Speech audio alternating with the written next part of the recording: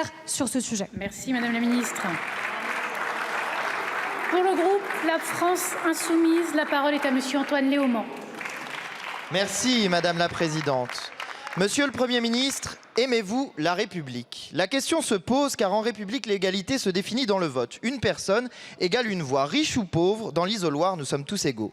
Mais encore faut-il pouvoir voter. Et si vous ne faites rien, le 9 juin, nombre de nos compatriotes ne pourront pas voter aux européennes. Mais peut-être est-ce votre objectif caché? Car comme le dit notre campagne d'inscription sur les listes électorales, les riches votent. Et les autres, les pauvres et les jeunes, votent beaucoup moins. Pourquoi? Parce qu'ils ne le veulent pas? Ou parce qu'ils ne le peuvent pas? Sachez-le, la mal-inscription sur les listes électorales est un facteur puissant de l'abstention. Selon les sociologues Braconnier et Dormagin, il y a 2,5 fois plus de risques de s'abstenir quand on est mal inscrit. Et qui sont les mal inscrits? Selon l'INSEE, c'est 30% des employés et des ouvriers et c'est 40% des jeunes de 18 à 25 ans. Je l'affirme, il existe en France un suffrage censitaire qui ne dit pas son nom. Et vous en êtes ravis, car oui, les riches votent et ils votent pour vous. La mal-inscription touche 7,7 millions de nos compatriotes. 16,5% des inscrits, c'est gigantesque. Et que faites-vous pour les aider à s'inscrire? Rien.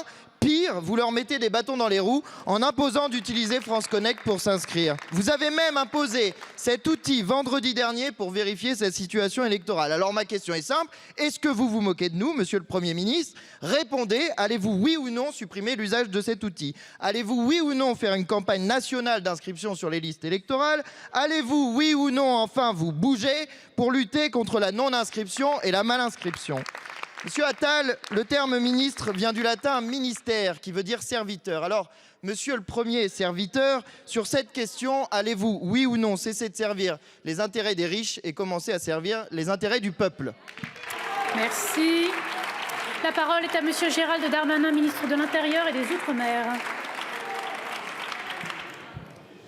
Merci Madame la Présidente. Mesdames et Messieurs les parlementaires, un site internet a été mis en place pour pouvoir savoir si on est ou pas inscrit et où est-ce qu'on est inscrit sur une liste électorale.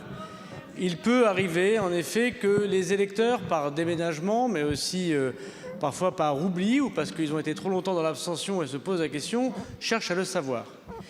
Et nous sommes aperçus, puisque c'est un site du ministère de l'Intérieur, que si cette application était intéressante et permettait la participation, que n'importe qui pouvait regarder si vous étiez, vous, les uns et les autres, inscrits sur les listes électorales. Et nous avons eu notamment des remontées de, par exemple, conjoints violents qui retrouvaient leur ex-compagne sur ces listes électorales et ainsi pouvaient les menacer. Et on a donc considéré qu'il fallait utiliser servicepublic.fr ou France Connect. C'est le cas pour des millions de Français, pour avoir accès à ces données et pas à celles de vos voisins. Vous devriez vous réjouir de cette proposition. Je pense que vous devriez aussi peut-être présenter vos excuses puisque votre campagne sur la liste électorale a été condamnée par le tribunal judiciaire de Paris avec des menaces et des insultes inacceptables contre des journalistes. C'est sans doute votre goût de la démocratie. Merci, Monsieur le Ministre. S'il vous plaît.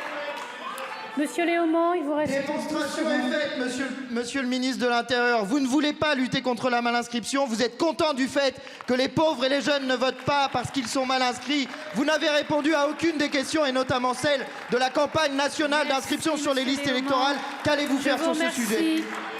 Monsieur le ministre, à la parole. Non, monsieur Léaumont, démonstration est faite que vous dites absolument n'importe quoi. Que vous ne voulez pas protéger les personnes et leurs données personnelles, parce que ce que ne dit pas monsieur Léaumont, c'est que LFI avait utilisé ce site pour inscrire directement comme sympathisants les personnes